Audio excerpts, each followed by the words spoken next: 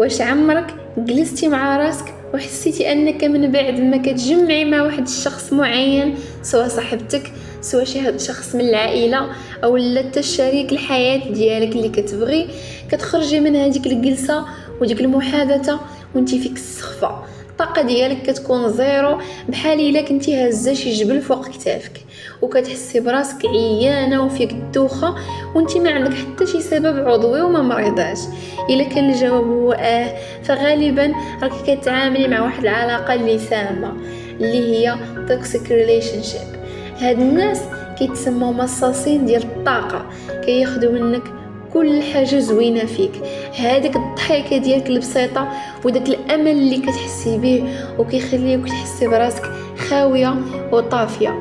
اليوم غادي نهضروا بكل صراحه من القلب للقلب، كيفاش تفيقي راسك وتعيقي وتكتشفي حتى نتيا هاد العلاقات، والاهم هو كيفاش تحمي راسك والطاقه ديالك والانوثه ديالك منهم، وتخرجي لبرا الامان باش تبقاي ديما واحد الانسانه عندك الاشعاع ديالك وعندك امل في الحياه. ديري شي كويس ديالاتي ويلا نبداو. ما تنسيش تضغطي على زر الاشتراك، لايك الى عجبك الفيديو، حيت هكا كتدعميني كنفرح وهكا كنكبروا هاد العائله ديالنا. وغنبداو باول حاجه البنات، واللي هي نتعرفوا على العلامات اللي كتبين لنا العلاقات السامه.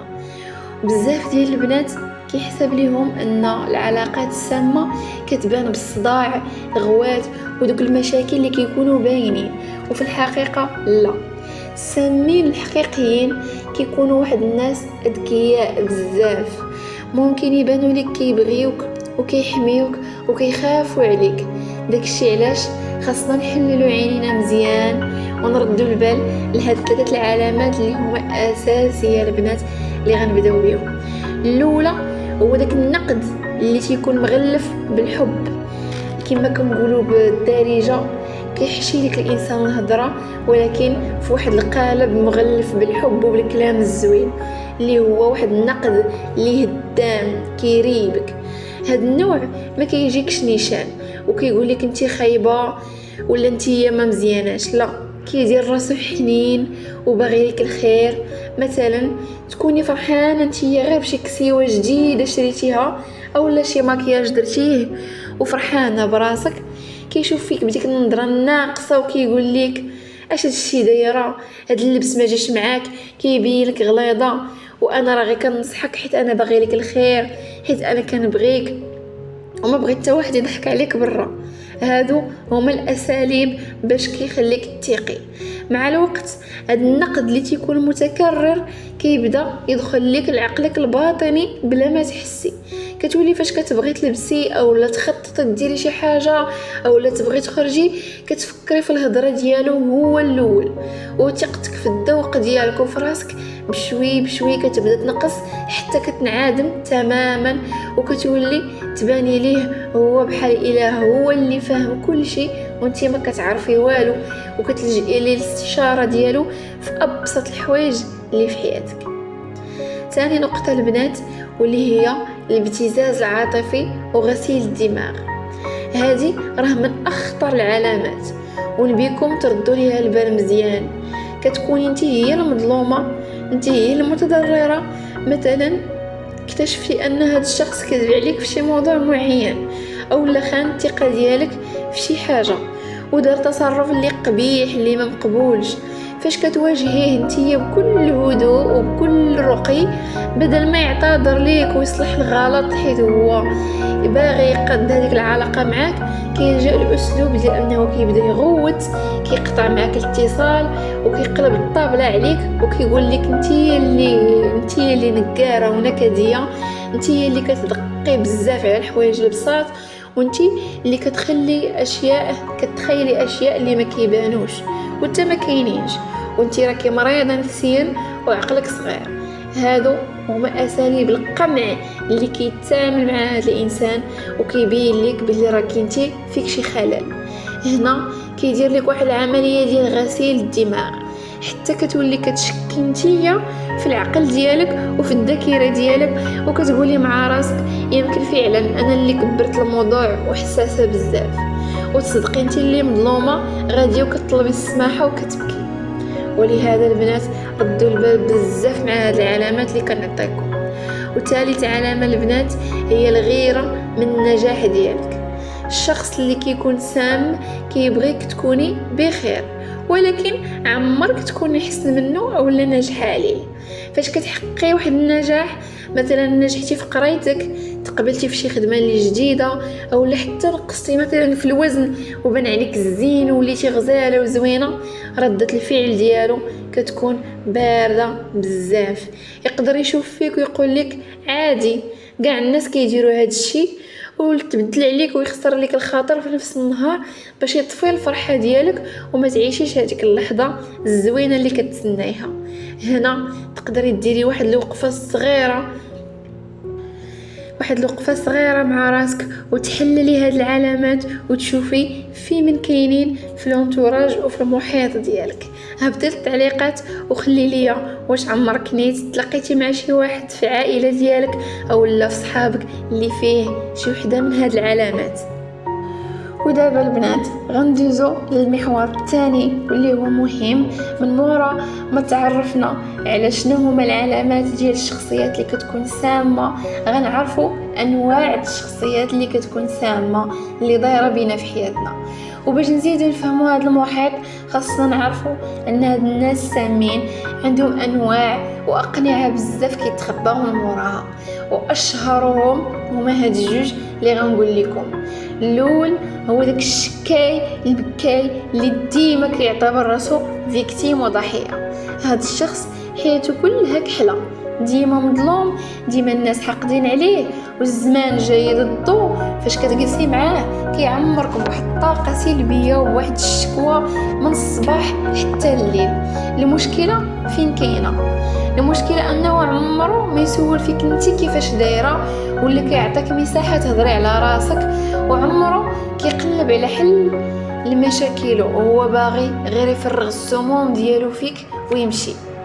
وتاني شخص راه هو داك الاناني المستغل. هاد النوع كيبان في حياتك غير فاش كتحتاجو المصلحه، باغي الفلوس، باغي شي خدمه، باغي شي غراض تقضى ليه، اولا حتى الا كان باغي غير يعمر الفراغ ديالو الا ما لقى ما يدار. فاش كيقضي غراضو كيغبر وكيتعامل عليك وما باقيش كتشوفيه، وفاش انت غتحتاجيه وغتعيطي ليه غيعتذر لك بألف عذر وغيغبر، حيت هو ما كتهميش نهائيا. ودابا البنات من مورا ما شخصنا الداء اجيو نهضروا على الدواء الحقيقي، كيفاش نخرجوا من هاد الدوامه ونسترجعوا روتين حياتنا والانوثه ديالنا. هاد الشيء كيبغي بزاف ديال الشجاعه البنات وحب حقيقي للذات ديالك اكثر من كاع الناس. واول حل غنلجؤوا ليه هو فك الارتباط النفسي وقطع الانكار. هادشي كيبان لكم صعيب، ولكن ملي غادي نشرحوه غيبان باللي راه ساهل. اول حاجه خاصك تحيدي هادوك النظارات ولا دوك النظاظر الغوز باش نتيا كتشوفي العالم، وتحبسي هذاك الامل المزيف اللي عندك في الناس. بزاف ديال البنات كيبقاو واحدين في واحد العلاقات اللي سامه وكيضيعوا سنين من عمرهم حيت كيقولوا انا غادي نبدل داك الانسان، انا غادي نصلحو، لا راه قلبو بيض ولكن كيتعامل معايا خايب. هذه البنات راه اكبر كذبه كتكذبوها على ريوسكم، حيت انتي راكي ماشي مصحه الامراض النفسيه. الشخص ما كيتغيرش الا كان اعترف بالغلط ديالو وكان باغي يتبدل من اجل راسو اولا عاد من اجلك انتيا. اعترفي ان هذه العلاقه كتمرمدك وتوقفي على انك تخلقي الاعذار لراسك باش هذه العلاقه تستمر. وتاني حل البنات خصكم تلجؤوا ليه اللي هو تطبيق سياسه الحجر الصحي العاطفي. كيف ما كنديروا الحجر الصحي الجسدي حنا قادرين نديروا واحد الحجر صحي اللي عاطفي. الا كان هذا الشخص صديقه او لا شي واحد اللي بعيد فراه البلوك الرقمي والنفسي هو الحل. بلوك من مواقع التواصل الاجتماعي وبلوك حتى من حياتك. ولكن الا كان هذا الشخص من المحيط القريب بزاف وصعيب انك تقطعي معه العلاقه نهائيا، هنا كيخصنا خاصنا نلجؤوا لواحد الاستراتيجيه اللي ذكيه بزاف واللي كتسمى الصخره الرماديه اولا فن لا مبالاه. يعني كوني ممله بحال شي حجر رمادي في الارض، ما تعطيش ردود افعال عاطفيه، ما تعصبيش، ما تفرحيش. الا دخلتي في شي حديث مع هذا الشخص جاوبي بكلمات اللي تكون قصيره ومختصره بحال لا، الله يجيب الشفاء، مزيان مزيان. ما تشاركيش الاسرار ديالك الشخصيه وما تعطيش فرصه للنقاشات الشخصيه الطويله، وخلي ديما مسافه امان رسميه بينك وبين داك الشخص. فاش كيشوفك ما بقيتيش كتعطيه نتيا واحد الطاقه اللي عاطفيه اللي غيتغدى عليها، كيمشي كيقلب على واحد ضحيه اخرى اللي يتغدى منها. وندوزو البنات لرابع حل اللي هو ترتيب المحيط الخارجي والاستثمار في الذات. فاش كتبعدي على هاد الاشخاص كيبان لك واحد الفراغ في حياتك في الاول، حيت هما اللي كانوا معمرين عليك ولكن هما راه ما صالحينش. هنا ممكن تحسي بالوحده، هاد الفراغ راه هو فرصه العمر ديالك، اعتبريه قوه ماشي ضعف. عمريه بحب لراسك واشتغلي على راسك وانك تخططي واحد التخطيط ذكي لحياتك. رجعي لراسك، تهلاي في بشرتك بروتينات اللي تكون طبيعيه. وهنا عندي في الصفحه ديالي مجموعه ديال الفيديوهات اللي اساسها هو كيفاش تبغي راسك وتهلاي في راسك باقل الامكانيات. تهلاي في صحتك، كولي ماكله نقيه، مارسي الرياضه وطوري من المهارات ديالك، قراي بزاف ديال الكتوبه باش دماغك يتحل، وتعلمي اي حرفه تقدر تجبدي منها واحد المصدر ديال الرزق، واحد الاستقرار اللي مالي.